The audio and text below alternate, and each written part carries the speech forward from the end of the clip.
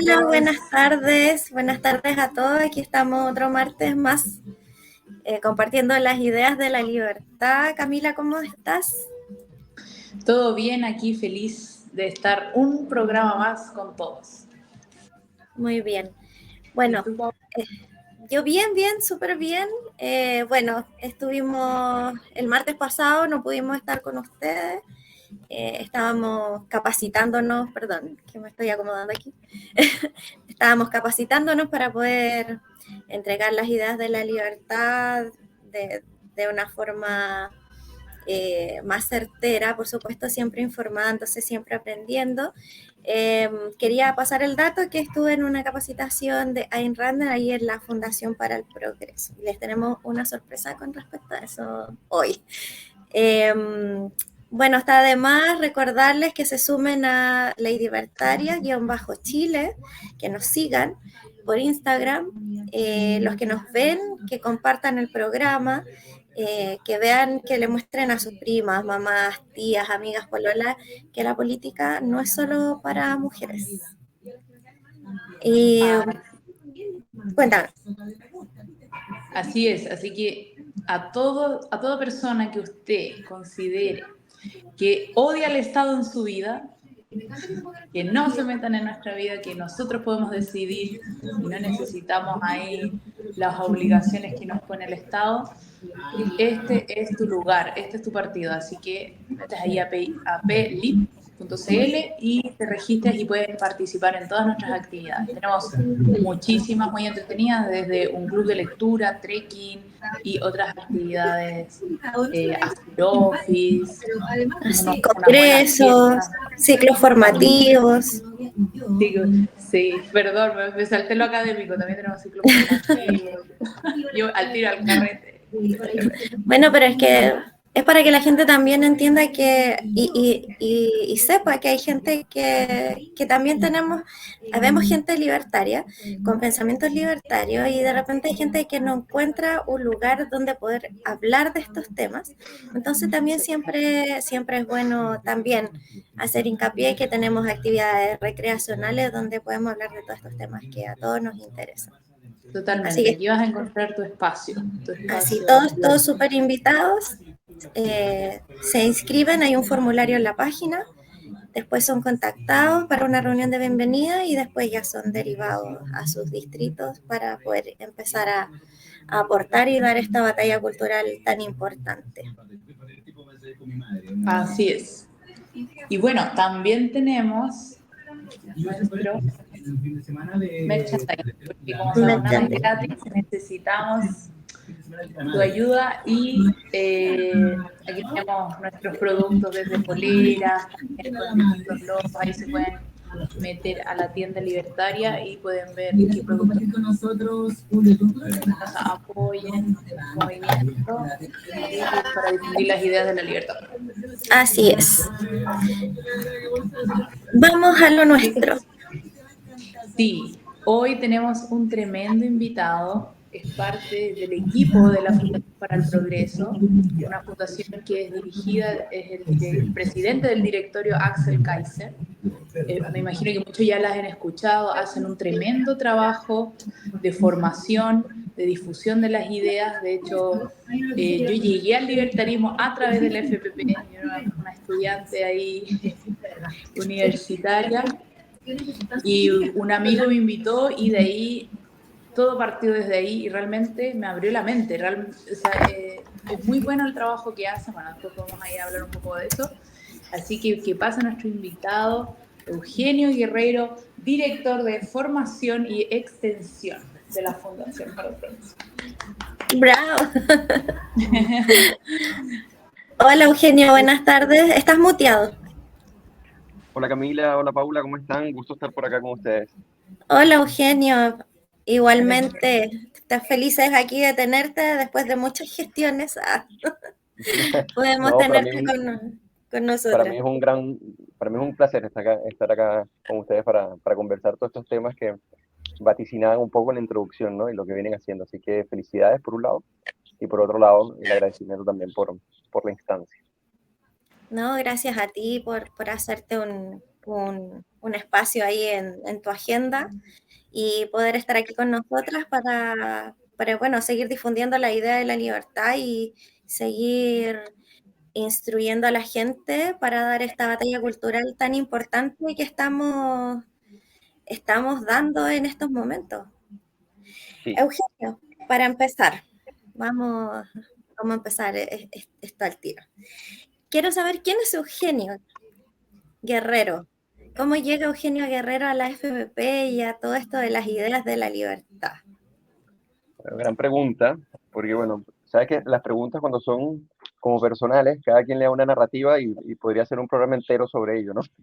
Porque uno tiende a beneficiar un poco su historia personal, pero para resumirte el tema y agradecerte la pregunta, bueno, yo entré en las ideas del liberalismo por un profesor.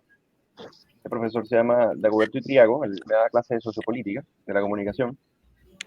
Y bueno, yo desde pequeño siempre me ha gustado la lectura. Yo vengo de una familia de lectores, básicamente.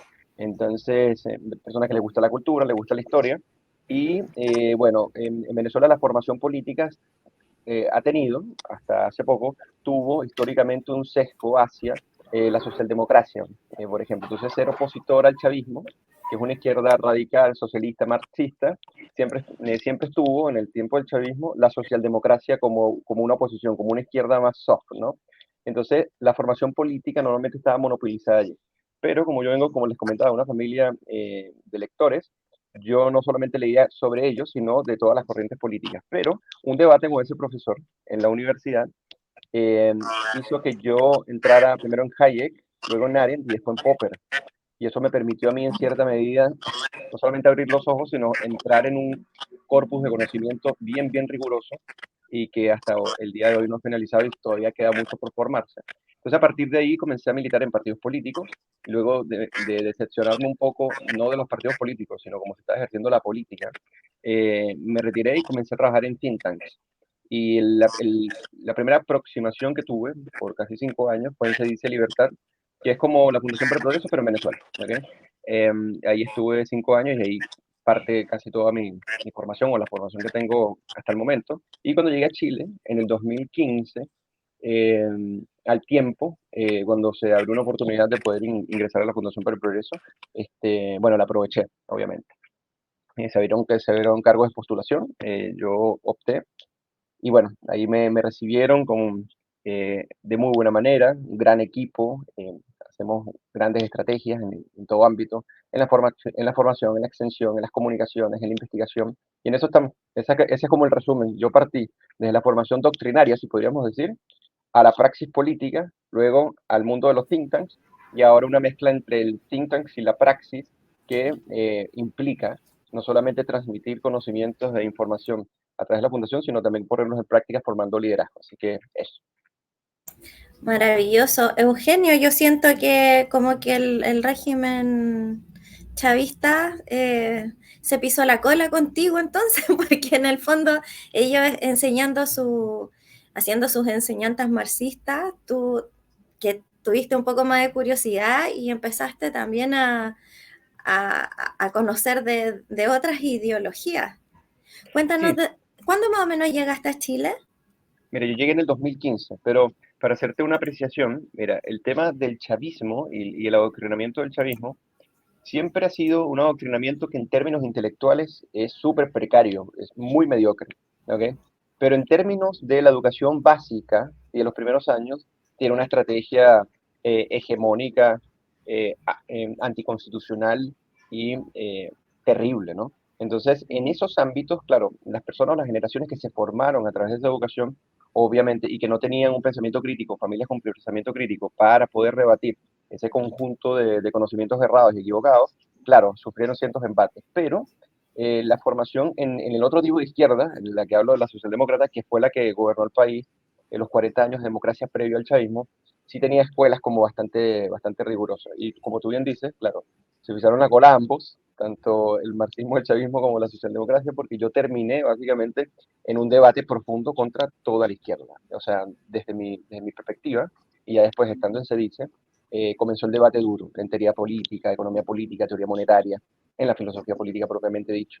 Entonces, no solamente fue que fue un enfrentamiento con el chavismo, sino también con la cultura política previa que permitió que el chavismo llegara. Y a partir de ahí escribió un libro, junto con Luis Alfonso Herrera, que es otro académico, que él está acá en Chile, él da clases en la Autónoma, él es doctor en Derecho, y él, junto con él, escribió un libro donde rastreamos desde 1777 hasta el 2016 qué fue lo que pasó en Venezuela y por qué el chavismo llegó a ser. Entonces nos dimos esa tarea, como para decir que el chavismo no llegó o sea, el chavismo no llegó por casualidad, es la Exacto. consecuencia de algo. Y lo que lo causa, básicamente, es aquella socialdemocracia que muchos elogian, pero fue la que permitió que el chavismo llegara y que en cierta medida representa su cenit. Entonces, a eso también nos dimos la tarea eh, intelectualmente hablando. Eugenio, tú dices que llegaste el 2016, 15. 2015. Cami, sorry, necesito hacerle otra pregunta. Eh, Eugenio, tú que vienes de un país inundado de revolución,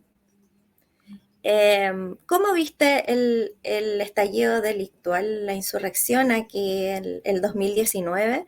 Porque te pregunto esto, porque, bueno, yo cuando hablo con amigos venezolanos, ellos siempre dicen yo vengo del futuro.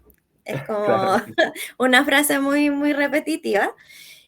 Te lo pregunto más que nada porque hubo mucha gente y hay mucha gente que hasta el día de hoy que cree que eso realmente fue un estallido social, porque la gente estaba aburrida, no eran 30 pesos, eran 30 años, y todavía no caen en que es todo un, un,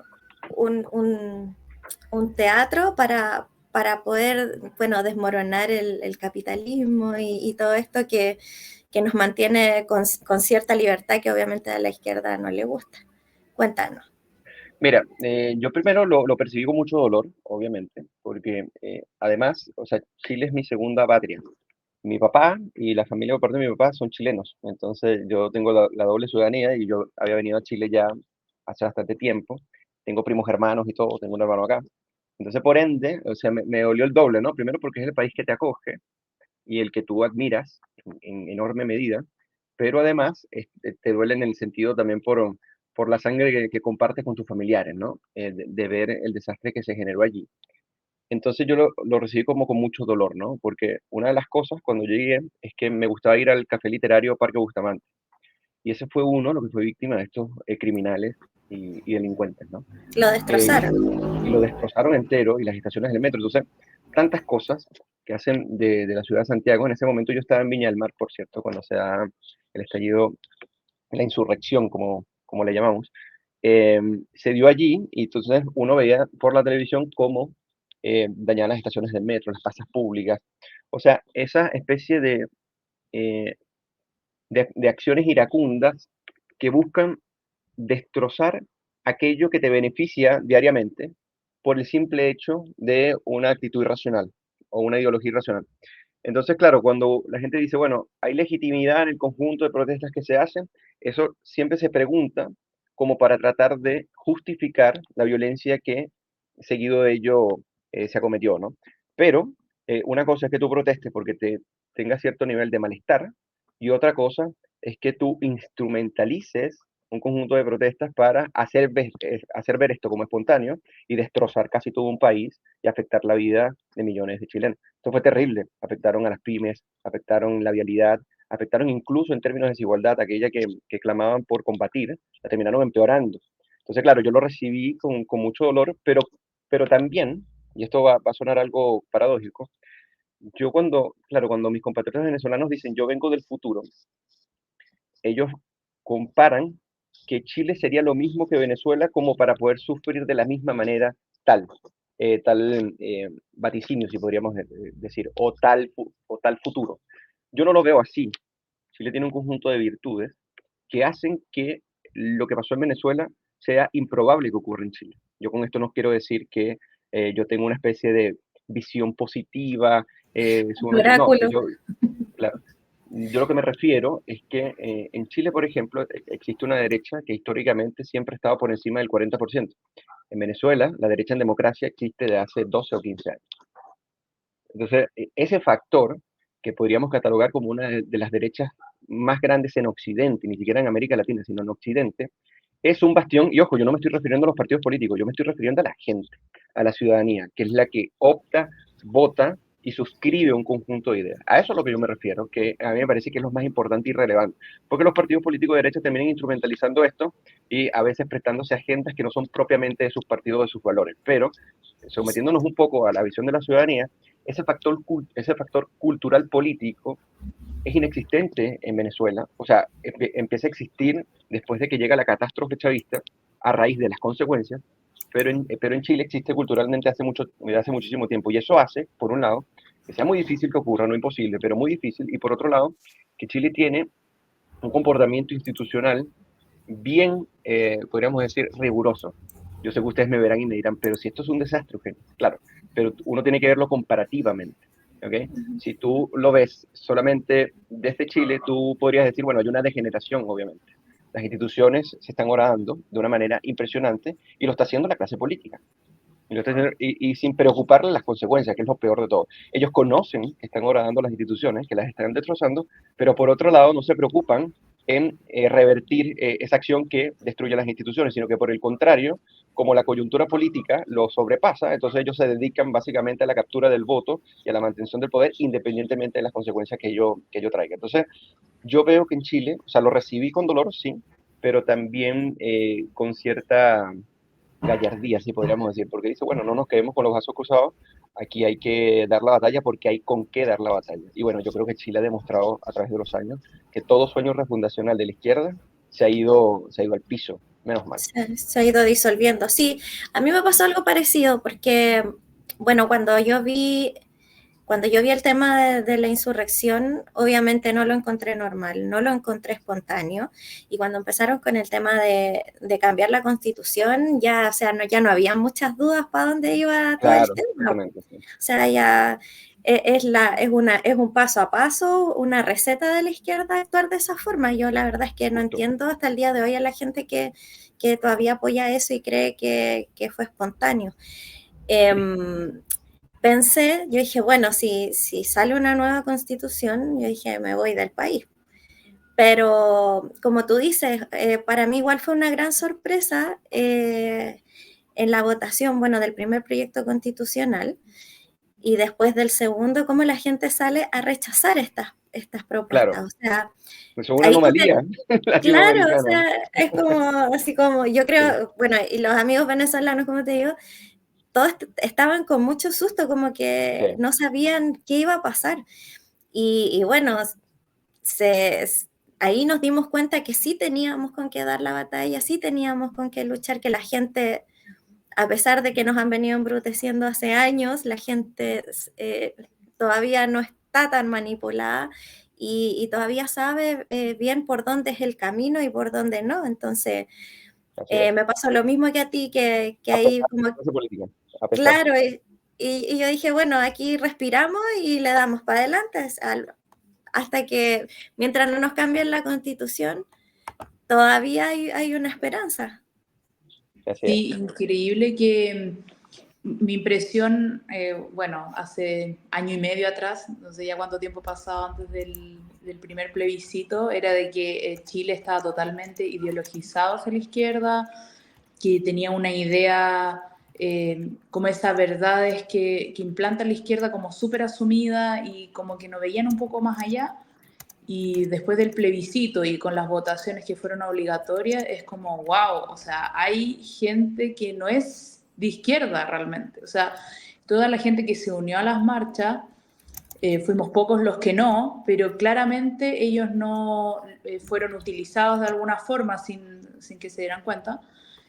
Pero claro, iban por demandas que eran muchas veces justamente contra la clase política, más Así es. que, o sea, era así realmente, porque si uno se fijaba contra qué era, contra la salud pública, por ejemplo, contra el sistema de pensiones, digamos, pero en realidad, bueno, el sistema de pensiones, la salud, la educación pública, porque ese es el problema, que es una mala salud pública o una educación pública, o sea, todo lo estatal en realidad. Así es. Contra los privilegios, pero ¿quiénes tienen realmente los privilegios? Los políticos, o sea, todo era hacia el Estado en realidad. y claro, un grupito lo utilizó como excusa para cambiar la Constitución, pero todos nos dimos cuenta que en realidad la Constitución da ciertos alineamientos y nada más, o sea, en realidad justamente es para defender al individuo y esta Constitución en realidad no era para nada eso. Además era, bueno, a mí me preguntaba, ay, ¿por qué votas en contra? Y yo decía, o rechazo en ese momento. Y decía, oye, es altamente estatista, racista, sexista, o Claro, sea, no, ¿cachai? Es como todo lo opuesto a lo que yo quiero. Y bueno, Lo ella otro es preguntaba, ¿por qué sexista? Y bueno, yo le explicaba, ¿por qué racista? Y ella le explicaba, ¿por qué? Machista además. O sea, bueno, en este caso, bueno, sexista en realidad, era muy feminista, dejaba al hombre, bueno, ahí sí, ya. es Ya bueno me puedo. aclarar, es bueno aclarar que el malestar generado, y esto lo han demostrado ciertas obras que se han publicado, entre ellas Atrofia, que es un libro que escribió Pablo Baniagua, el economista, que en cierta medida terminan por mostrar que la reacción y el malestar fueron consecuencia de las políticas realizadas en el segundo gobierno de Michelle Bachelet. Obviamente esto viene en perspectiva histórica, ¿no? O sea, la claro. caída Claro. de Chile en los índices de libertad económica y la posibilidad para hacer negocios, entre otras, se ha venido deteriorando hace mucho tiempo, pero si podríamos decir su cenit, o vamos a decir su inicio predominante, empieza con el segundo gobierno de Michelle Bachelet y los resultados que esto generó a través de, recuerden que fueron reformas sistémicas y que varios especialistas venían vaticinando cuáles iban a ser los resultados, entre ellos Klaus Schmidt-Hebel, por ejemplo.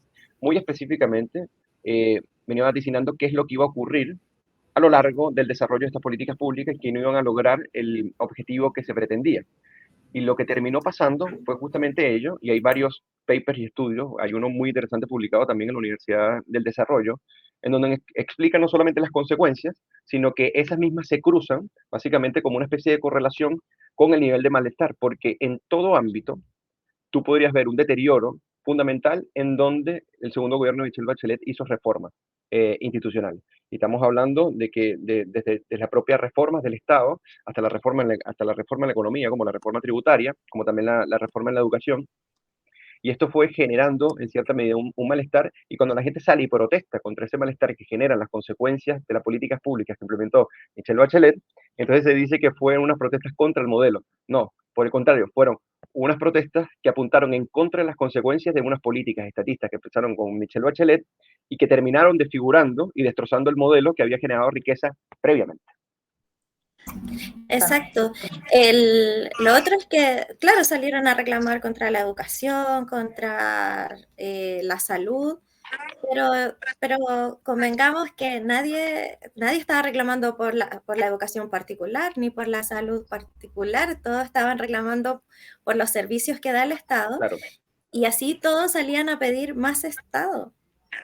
Porque les dijeron no, que esto estaba mal, que esto estaba mal, que esto estaba mal, pero nunca les dijeron tampoco cómo ellos lo iban a solucionar. Entonces yo creo que se encontraron con mucha sorpresa en la primera propuesta constitucional, porque se suponía que con esos artículos y todo lo que habían creado, iban a solucionar el problema y al final, o sea, para empezar, los personajes fueron nefastos, pintores nefastos, y las soluciones que dieron nadie las quería, o sea, hacer un pilar solidario, eso ya está más que probado acá y en el mundo y no sirve, tener salud estatal para todo no sirve, tener educación estatal para todo no sirve, o sea, al final, claro, te crearon el problema a partir de una crisis, por supuesto, Claro.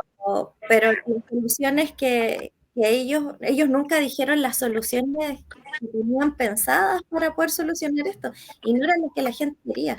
Lo que tú dices, el país está estancado desde el segundo gobierno de Bachelet por el tema de las reformas que hizo, el aumento de impuestos, pero no sé si, ¿qué crees tú? ¿Es falta de cultura, falta de leer, falta de ignorancia económica? Que la O gente, adoctrinamiento puro y claro, duro. o sea, nosotros lo venimos hablando hace tiempo. Tú dices, hay unos escritos hace tiempo. Axel también venía diciéndolo Claro. hace tiempo. Incluso Piñera, cuando postuló para su segundo periodo, también dijo que una opción era bajar los impuestos para que el país volviera a tomar fuerza. Y Claro. así toda la gente no entiende cuál es la solución a todo esto. ¿Por qué crees tú que se presenta eso, Eugenio? Bueno, mira, o sea, a mi criterio y con la lectura que he tenido sobre el tema, pero obviamente en Chile, y ojo, esto no es un fenómeno solamente chileno, es un fenómeno occidental, que ocurre en Occidente, que los partidos políticos después de cierto tiempo se oligarquizan, ¿ok? Entonces entran en dinámicas corporativas, y estas dinámicas corporativistas lo que hacen es que los políticos y la clase política terminan más defendiendo sus intereses corporativos como si fueran patrimonios del partido desde el Estado que en las reformas y podríamos decir en los avances institucionales que la ciudadanía exige en cierta medida. Eso hace que haya una especie como de parálisis y que haya un desfase entre cómo avanza la ciudadanía y cómo se estanca el Estado. Entonces, por eso que a veces uno ve políticos en el Congreso discutiendo leyes absurdas cuando las prioridades son otras. ¿Y qué es lo que ocurre allí? Ocurre ese desfase entre partidos que se cartelizan, porque acuérdense que eso no hace falta ni siquiera que sean de derecha a izquierda, basta que exista una estabilidad de gobernanza y de alternabilidad pacífica en el poder por cierto tiempo y que un conjunto de partidos puedan, puedan repartirse el poder democráticamente hablando, a esto a lo que me refiero, para empezar a entrar en una inercia donde la conservación del poder es mucho más importante que cualquier otro factor que pueda romper esa inercia, porque cuando se está en una inercia y cuando se está en una especie de armonía, romper esa armonía es muy costoso. Entonces, no tocar incluso el modelo, no hacerlo avanzar en función de lo que se necesita para no romper con esos intereses intrínsecos que requiere esa inercia, hace que ese desfase entre el Estado y el gobierno con respecto a la ciudadanía sea gigantesco. Y eso es gran parte de lo que ocurre.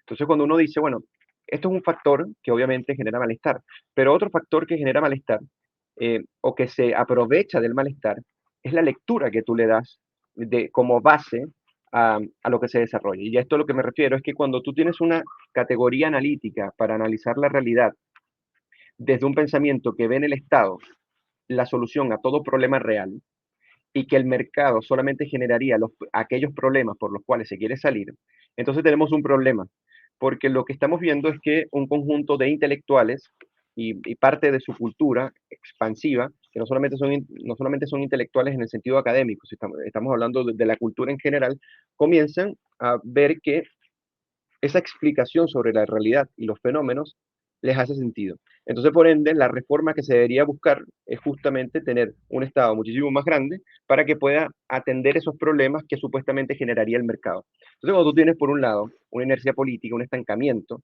de lo político, un desfase con respecto a lo civil, pero también tienes una lectura y una interpretación sobre la realidad monopólica desde los partidos intelectuales de izquierda, entonces vas a tener lo que pasó con Michelle Bachelet y el otro modelo, por ejemplo, que fue una especie de pilar fundamental, me refiero al libro, que encabeza Fernando Atria, por ejemplo, como pilar fundamental de lo que debería ser un Estado con respecto a su economía política, ¿no? Entonces, esta especie de inspiración que genera un conjunto de reformas que, que se originan en esta visión de la realidad y que serían las que podrían solucionar desde el Estado los problemas que supuestamente generaría solamente y absolutamente el mercado, es lo que en cierta medida pasa. O sea, por un lado tienes un malestar que está justificado, obviamente, porque hay una clase política desfasada. Por otro lado, hay una interpretación de la realidad que se aprovecha y que se expande en todos los sectores de la sociedad. Estamos hablando desde la educación básica hasta las universidades. Y por otro lado, tiene su correspondencia en lo político. ¿Qué hace lo político? Lo político capta qué es lo que la ciudadanía piensa, cuáles son los prejuicios que están anclados en el pensar político y en la deliberación pública, y a partir de allí se comienzan a instaurar un conjunto de políticas que se creen, porque a través de los intelectuales se justifica que son los mejores para Chile. Y eso es una de las cosas que ocurre. Y obviamente en Chile existe una izquierda muy fuerte, muy fuerte. Lo que pasa es que cuando la izquierda muta en Chile y pasa de la concertación a la nueva mayoría, vemos una nueva mayoría en donde el Partido Comunista está incorporado, por ejemplo. Y algo impensable con los demócratas cristianos, que era impensable en términos históricos, hablando de Chile, pero además es la característica de esa coalición política. Con esto yo no quiero decir que la concertación no haya sido parte del problema, para nada. Lo que quiero decir es que comienza a mutar la izquierda, una radicalización, y comienza parte de la concertación a sentir este complejo de culpa y comienza a ceder aquel terreno a una izquierda muchísimo más radicalizada, refundacional, que es aquella que origina este texto, esta propuesta de texto constitucional, que era terrorífica, además que era inconsecuente, pero por otro lado era un atentado espantoso contra la libertad. Si se aprobaba un proyecto de esa magnitud, era el fin de Chile como lo conocemos hoy en día, porque ese texto lo que quería era crear de la nada, y que se escuche bien, era crear de la nada un nuevo país con una institucionalidad totalmente distinta a lo que había sido ese país, y que a partir de allí se iba a comenzar a generar una especie de experimento identitario que iba a acabar con lo que institucionalmente podríamos llamar que es Chile históricamente, a ese nivel. Entonces, cuando uno dice, bueno, ¿qué es lo que lo origina? Yo creo que son muchos factores lo que origina el avance, pero fundamentalmente también, con esto cierro la idea, que tú tienes una derecha que le teme a la discusión intelectual, que le teme a la formación, pero que también le teme a ser propositivo, siempre reacciona frente a la izquierda, pero nunca se adelanta a la izquierda, y que además debate con ella en su propia cancha teórica y doctrinaria. Entonces llega un momento que termina pareciéndose más en ciertos aspectos y visión de la realidad que de lo que ellos pensarían. Y con esto, yo no sé si ustedes llegaron a ver, yo lo veía con mucho, o sea, me daba muchísima risa que habían convencionales constitucionales que decían que había posibilidad de que la convención constitucional fuera una especie de convención de Filadelfia. Con esto estoy exagerando, obviamente, ninguno dijo esto, pero decía que iba a ser una especie de espacio integrador donde la deliberación política iba a ser tan transparente que nos iba a permitir reencontrarnos como país y a partir de allí poder hallar una constitución mínima. Entonces uno, uno diría, ¿en qué cabeza cabe una idea así? Bueno, básicamente es ese desfase. Existe un desfase fundamental entre la izquierda a la que estás enfrentando porque no la conoces y no la entiendes. ¿Okay? O sea, existe ese desfase y lo que tú piensas que podría ser lo óptimo para Chile. ¿Y qué terminó pasando? Un desastre total, una especie de exterminio político, si podríamos decir, de la oposición a estos sectores radicales, y que al final de cuentas, menos mal que no se aprobó, pero no se aprobó porque tú tienes una ciudadanía fuerte, que cuando le propusiste algo que no se parecía a ella, a su tradición, a sus instituciones, terminó rechazándolo de manera categórica. Pero si hubiesen sido por la clase política y con sus esperanzas, posiblemente tuviésemos una constitución terrible. No, terrible. Para empezar, le tocaron, yo creo que el chileno es muy patriota y empezaron echando, denigrando, por decirlo de alguna forma, el himno nacional. O sea, ya empezar a tocar el himno nacional, el escudo, la bandera, todo eso ya como que la gente ahí se descolocó desde el principio. Es que en realidad yo veía esa convención y veía los artículos que proponían y yo decía, ¿en qué cabeza piensan que el chileno les va a votar a favor eso? ¿Cachai? O sea, era como que no, yo sentía que ellos mismos estaban boicoteando porque no podía creer que ellos pensaran que Chile les iba a aceptar esa propuesta. Así todo, igual fue alto el porcentaje que, si bien el rechazo ganó por una amplia mayoría, los que votaron a favor no fueron pocos. Yo No, encuentro para nada. que no No, para fueron nada. pocos. Mira, yo te voy a decir algo. Una de las cosas que yo les comentaba hace rato de la institucionalidad en Chile, que es muy importante, y esto es importante valorarlo. Cuando la convención inicia, una de las primeras cosas que hace es que se quiere declarar a ella misma soberana. ¿Qué significa? Recuerden que los constitucionalistas chilenos ¿Verdad? toman las experiencias latinoamericanas, la experiencia venezolana, la experiencia colombiana, boliviana y ecuatoriana, y dicen, aquí nosotros tenemos que blindar esto, porque si nosotros dejamos que esto sea una especie de organismo aparte de la institucionalidad, esto puede salirse de las manos. Básicamente, cuando se aprueba lo que sería la Convención Constitucional, esto estaba normado constitucionalmente, se hizo la reforma de la Constitución, estuvo normado y tenía un conjunto de reglas que tenía que cumplir. Ellos se declararon soberanos, intentaron hacer lo que ellos pensaban que podían hacer, pero no pudieron. ¿Pero por qué no pudieron? Pero sí se pudo, por ejemplo, en Venezuela, sí se pudo, por ejemplo, en Bolivia, sí se pudo, por ejemplo, en Ecuador.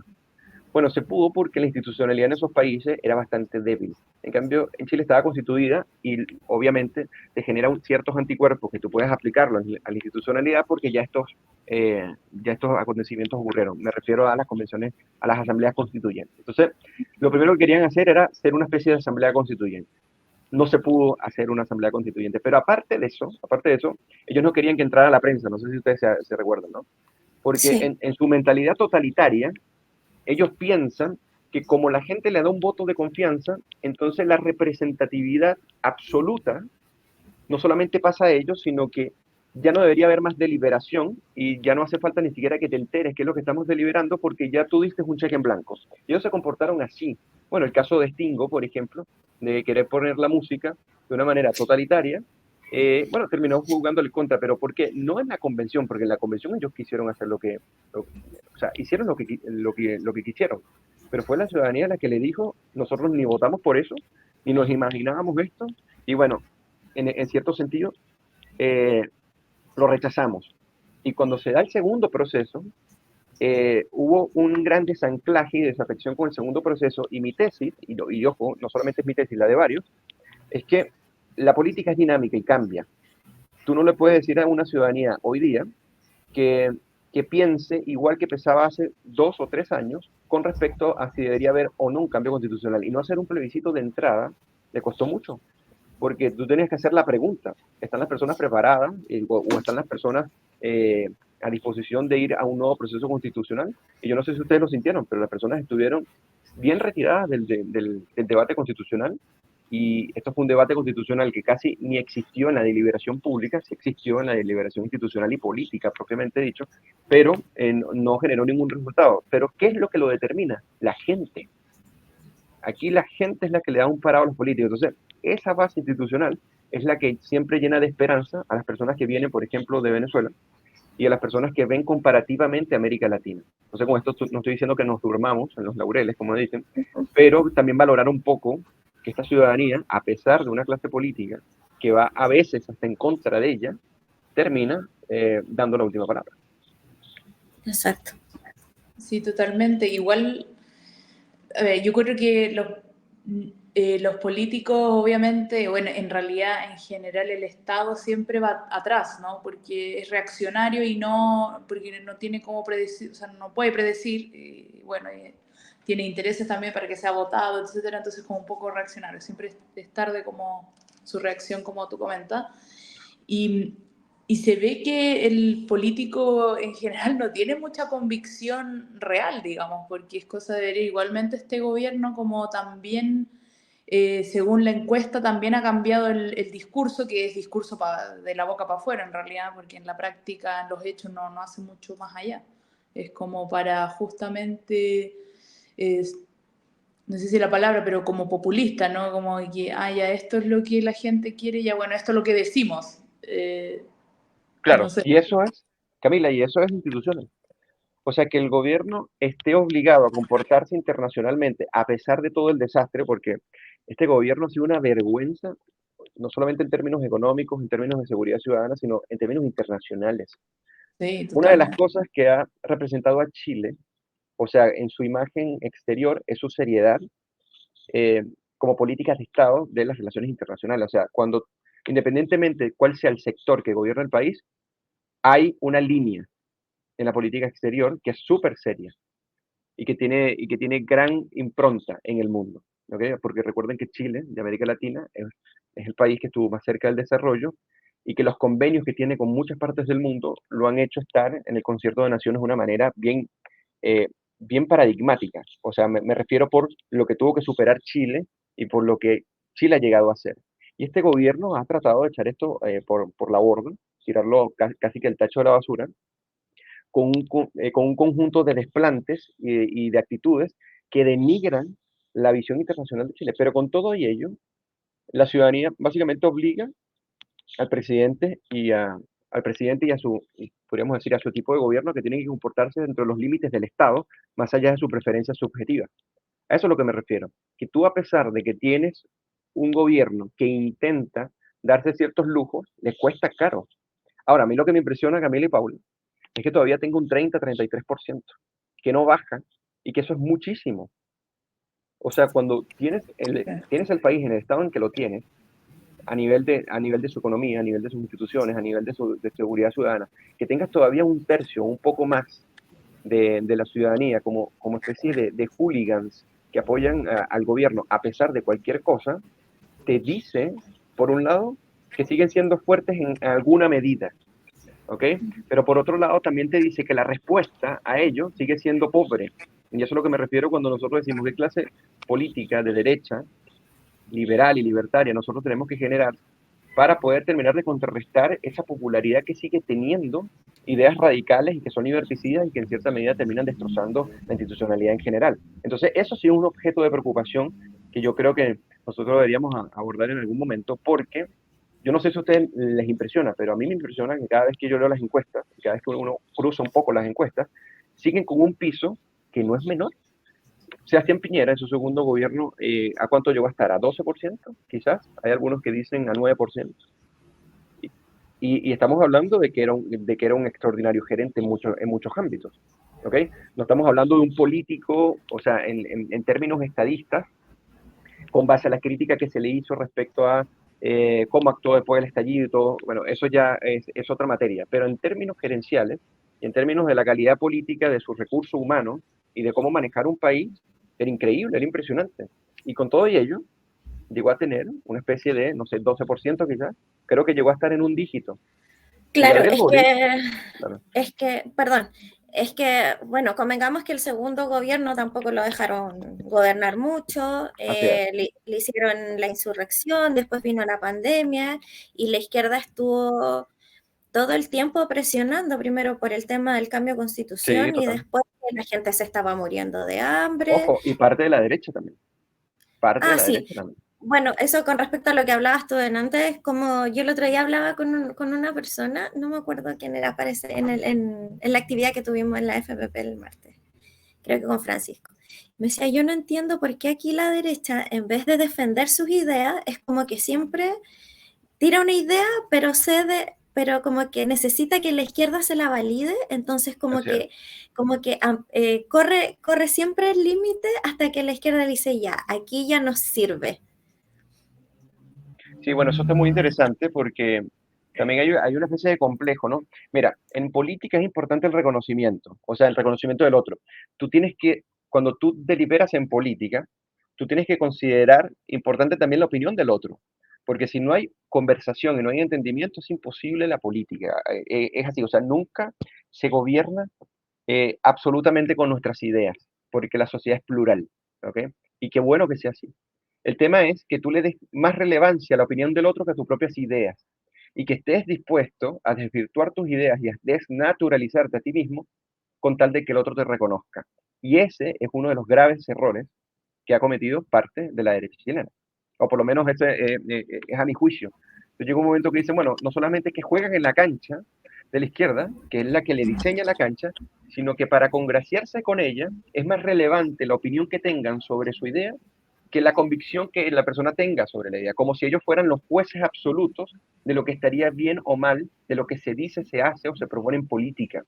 Y esa actitud, en algunas ocasiones cobarde, en otras simplemente mediocre, y en algunas simplemente con tal de congeniar para mantener esta inercia de gobernabilidad a pesar de los daños que puede hacer en la ciudadanía, es una de las cosas que está impactando muchísimo y que no termina por emerger una propuesta política que realmente pueda plantarse de manera sensata, por un lado, y que por otro lado pueda mantenerse con un conjunto de ideas que sean no solamente coincidan con la ciudadanía, sino que también garanticen prosperidad y estabilidad al país. Eugenio, ¿y no será que, bueno, tocamos este punto porque por la desaprobación que tuvo Piñera y convengamos también que la izquierda es Sí, muy hábil sí, con el discurso que probablemente eso también llevó a que Piñera tuviera tan poca aceptación y que ellos sigan teniendo ese 30% que es casi un tercio sí. del universo de votantes.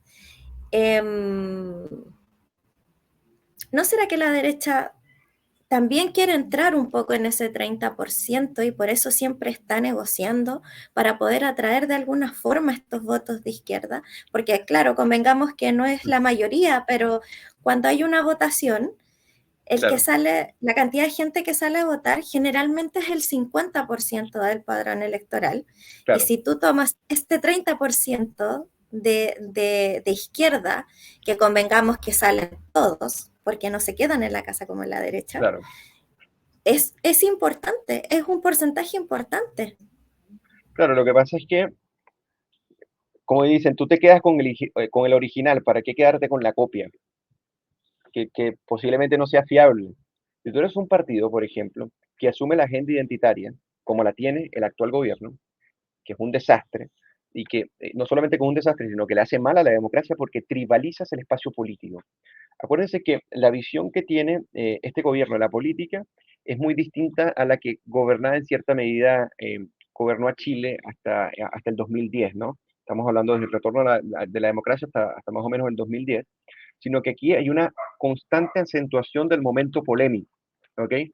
Y que esta configuración identitaria lo que hace es tribalizar el espacio político. Entonces, la problematización política que se va generando en Chile y su discusión hace que sea no solamente, o sea, yo no diría imposible, sino que hace muy difícil que tú como un partido liberal o de derecha no te desnaturalices con tal de entrar en esa agenda identitaria en sus propios términos. A eso es a lo que me refiero.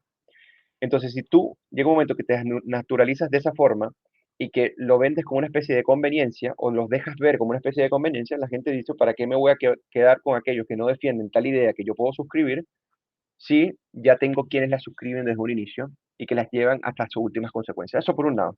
Y por otro lado es la ilusión de pensar de que tus ideas no son lo suficientemente buenas como para convencer al otro. Y ahí está el tema. Eso significa que hay no solamente una muy mala formación, sino que tampoco sino que tampoco hay estrategia. ¿Qué quiere decir esto? Que si tú quieres capturar ese 30%, no lo vas a capturar siendo una copia de los partidos y organizaciones en los que se basan el apoyo político de ese 30%. Eso, o mejor dicho, tú no vas a acercarte a ese 30%, eh, y en este caso desde la derecha, si tú por un lado te pareces tanto a ello que no hace falta ni siquiera entonces que busques esos votos, porque ya esos votos estarían en estas organizaciones que apoyan ese 30%, y por otro lado, decir, bueno, mis ideas no son tan buenas como para poder convencerlos. Entonces, cuando tú no tienes una estrategia clara, propia, original y que políticamente sea relevante, entonces estás perdido, porque llega un momento que estás jugando los términos que lo hace el adversario y no los términos que tú puedes imponer cuando tienes un escenario político propicio para ello, porque eso también pasa, Paula y Camila, que tampoco se aprovecha, porque, ojo, una cosa es que un universo electoral vote en contra de un proyecto constitucional y otra cosa es considerar que sea de derecha, y eso sería estar equivocado, ¿ok?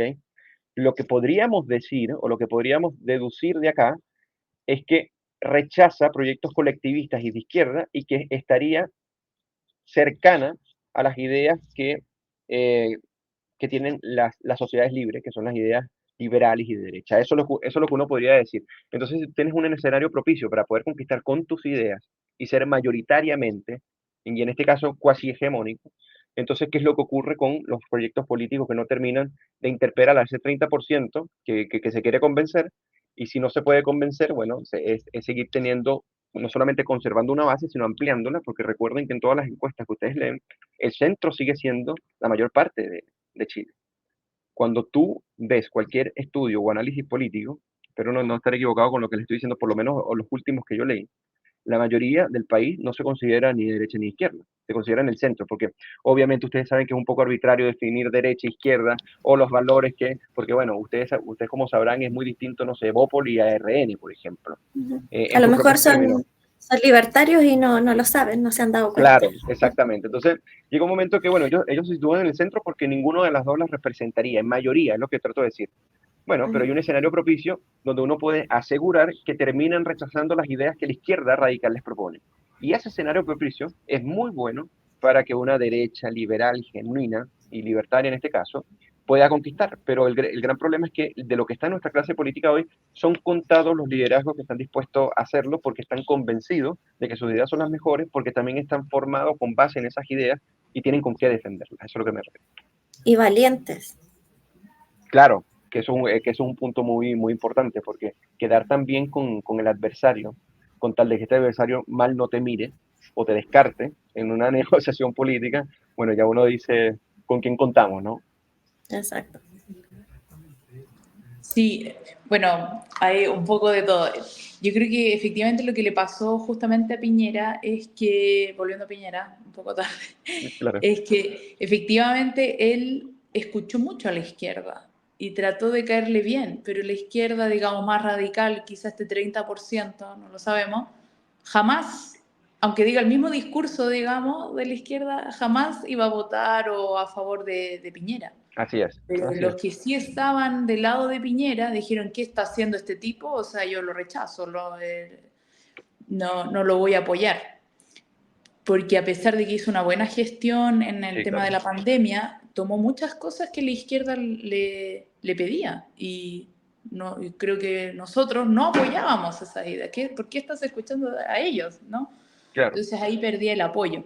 Y creo que por eso al final llegó al 19%, con tratar de ahí de ser simpático. Creo que Boric ha hecho un poco lo mismo, más o menos, como que por las encuestas, ¿cierto? Ha cambiado un poquito el discurso, no sé qué, pero claro, tiene como una base, al parecer una fanaticada muy más fuerte que Piñera no tenía, digamos, no tenía una fanaticada muy chiquita. Esta no, es como bien convencida, ¿no? No sé. Sí, no, y además que Piñera se enfrenta a un escenario donde básicamente lo dejan solo en varios escenarios, ¿no? Cuando eres un presidente que tu coalición básicamente no te presta atención o está más pendiente de lo que dice el adversario, entonces es difícil tomar decisiones allí, ¿no? Entonces, claro, yo Claro. estoy de acuerdo, yo convengo, él fue un buen presidente, incluso Chile, para que para que sepan, quien no lo sabe de los que nos están viendo, junto con Israel, fue del país que mejor manejó la pandemia en el mundo. Entonces, ese logro, eh, o sea, ese logro paradigmático es un hecho, a mí me parece crucial para poder evaluar básicamente también la figura de Piñera. Ahora, otra cosa es cuando entramos en la discusión política, claramente. Entonces, hay muchas variables y todo. Pero retomando el tema, tú cuando ves a Boric, por ejemplo, y tú ves ese 30%, pero además el empecinamiento en políticas, en una economía política y una forma de pensar la política que es totalmente contraria no solamente a lo que la ciudadanía termina suscribiendo o rechazando. Entonces, este desanclaje hace que, por un lado, el descontento con él se mantenga e incremente. Por otro lado, él termina respondiendo también a una base dura que no puede abandonar. Por eso que el cambio que tú ves en Boric es circunstancial, no es sincero, no es real, no es genuino. ¿Por qué? Porque afectar ese 30% sería una debacle para su proyección política, si es que nosotros podemos hablar de una proyección política futuro, pero me refiero al conjunto de ideas que ellos defienden como una especie de constelación de organización. Eso es lo que me refiero. Y aquí la batalla política no solamente ahora es que empieza, sino que tiene que reconfigurarse en función de que la derecha pueda ofrecer una alternativa eh, consistente que vaya más allá de las diferencias, pero que también juegue en el terreno de sus propias ideas y que comience a llamar a esta izquierda para que comience a ver estas ideas en estos términos de la derecha, así como ha venido ocurriendo, si podríamos decir, de manera contraria, que la derecha juega en el terreno en que la izquierda le pone.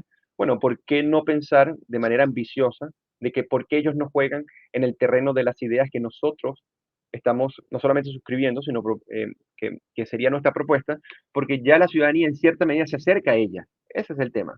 Pero el complejo, por un lado, la cobardía por otro, pero también la falta de visión y de estrategia, hace que esto no sea posible hoy en el Chile de hoy. Y esto es insólito. ¿Me entiendes? Por ejemplo, la agenda de seguridad ciudadana. La agenda de seguridad ciudadana son apenas algunos liderazgos, pero es un gran tema. Es un gran tema que no se termina por capitalizar y que, a pesar de que se incrementa la inseguridad ciudadana de una manera inusitada en Chile, ese 30% sigue allí. Entonces, ¿qué estamos haciendo mal también nosotros, los de esta vereda? Bueno, tampoco creamos que es tan real ese 30%. O sea, que es gente que realmente cree en las ideas de él. O sea, yo pienso, bueno, lo que tú hablabas de lo desconectado que está Boric. En realidad yo siento que no está desconectado, simplemente su agenda es tal como la está aplicando. Muchas veces dice lo que la gente quiere escuchar, pero obviamente no es lo que él va a hacer ni quiere hacer. Y lo otro es ver de ese 30% qué tan honesta es esa militancia, porque convengamos que ellos igual manejan muchas lucas y hay Claro, mucha gente a la que le pagan y que les conviene seguir estas ideas. O sea, para empezar, los falsos exonerados políticos, los falsos claro. detenidos desaparecidos, es gente que no le queda otra o que le conviene seguir apoyando esta ideología, estos partidos. Claro, o sea, yo cuando me refiero a lo real que podría ser este 30, es más, yo me refiero a la implicancia que tiene, ¿ok? Y a la estrategia que hay en contra de ello. A eso es lo que me refiero, porque cuando tú tienes una base importante que suscribe un proyecto político y que permanece en él, tú puedes sacar varias conclusiones. Tú puedes decir, bueno, está convencido de que esas ideas son las mejores y frente a las alternativas, esas ideas, se termina por convencer de que seguirán siendo las mejores, eso por un lado, y por otro lado, es muy importante saber, o sea, primero, que esas ideas serían las mejores, y segundo, que las alternativas no serían convincentes, pero también, por otro lado, es que el sector que representa esas alternativas tampoco tiene las herramientas y convencimientos o proyectos políticos ambiciosos para poder enfrentar esas ideas que tiene ese 30%. O sea, más allá del porcentaje que sea un 15, sea un 20, sea un 10, lo que yo me refiero es cuál es la contrapartida que hay frente a ese escenario. Entonces yo no sé si ustedes, como, no sé si la ven, y cuál es la esperanza, o sea, frente a ese sector, pero yo lo veo difícil. O sea, lo veo difícil porque tú tienes por un lado gente que es muy fanática, por otro lado tienes a gente que es muy convencida y que no necesariamente es político. O sea, uno no podría tampoco decir que toda esa base es simplemente política o militante, sino que también podría ser parte de una ciudadanía que está convencida de que esas ideas son las mejores para Chile. Bueno, Y eso sería lo más triste, ¿no? yo tengo algunos conocidos, he escuchado de algunos conocidos, que apoyan a la izquierda porque la izquierda apoya a los gays, porque gracias a la izquierda las mujeres votamos, porque gracias a que la izquierda fue una víctima acá del gobierno militar y de la derecha.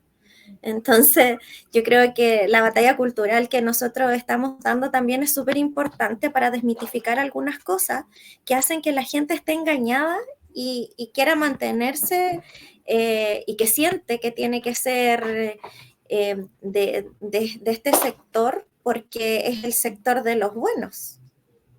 Sí, claro, sí, sí, y la propaganda política, en eso tienes toda la razón. Llega un momento que, claro, tú te compras eslóganes más que ideología. Acuérdense que la gente, en su mayoría, uno no podría decir que está como formada para entrar dentro del debate político. Es un debate que se da mucho en la elite política y aquellas personas que están involucradas en el debate político.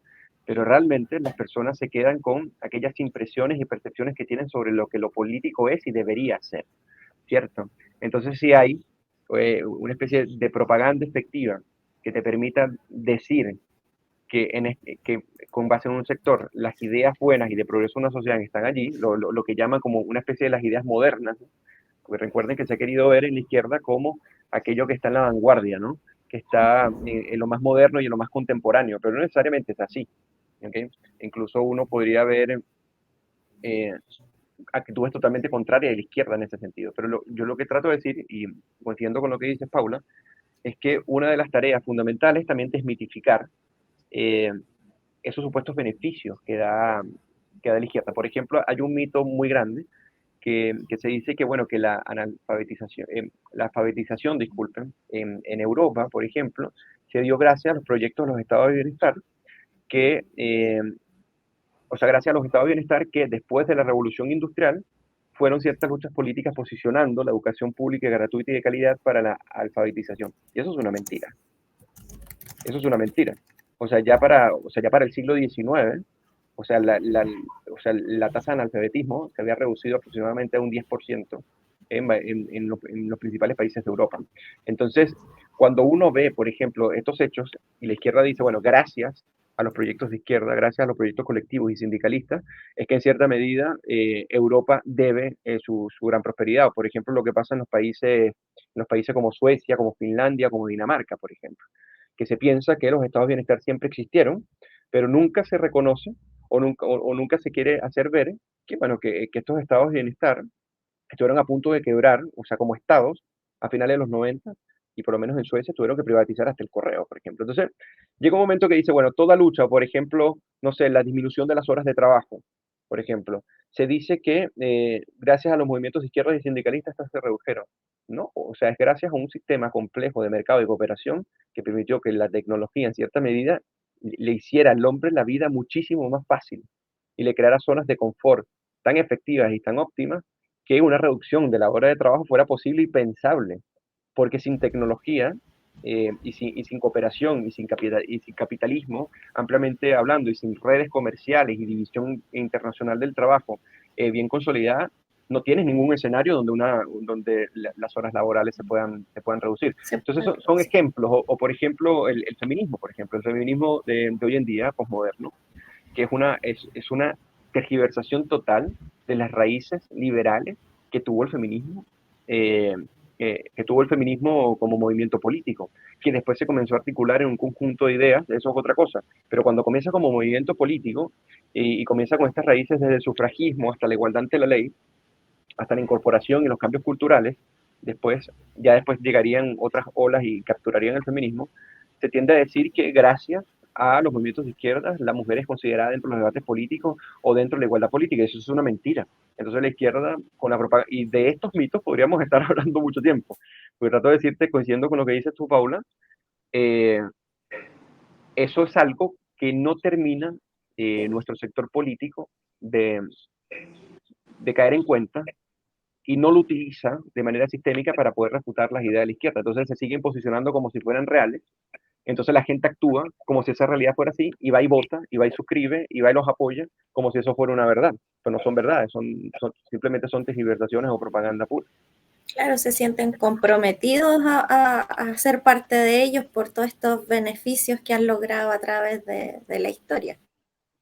Sí, a mí la verdad que me sorprende que la gente sea, no sé si ingenua la palabra, pero creer que por estar marchando en una calle se logra un desarrollo, digamos, político-económico, no sé, algún tipo de desarrollo social. No, es justamente no sé, bueno, el capitalismo, el sistema de mercado, ¿cierto? Que ha permitido el desarrollo tecnológico, lo que tú comentabas, el desarrollo tecnológico para poder, o sea, el mismo integración de la mujer en el trabajo es también gracias al capitalismo, etcétera. Entonces, creer que porque yo fui a marchar a mover una banderita se generaron cambios, eso no es así. Ojalá si fuese tan fácil, ¿no? O sea, yo voy, camino un par de cuadras y se soluciona todo. No funciona así. Es todo mucho más complejo y de un trabajo atrás, ¿no? De una investigación para desarrollar la tecnología, una inversión, etcétera. Y respecto a los países que igual lo hemos comentado acá, de los países como desarrollados, que muchas veces la izquierda lo toma como ejemplo, siempre te cuenta la mitad de la historia.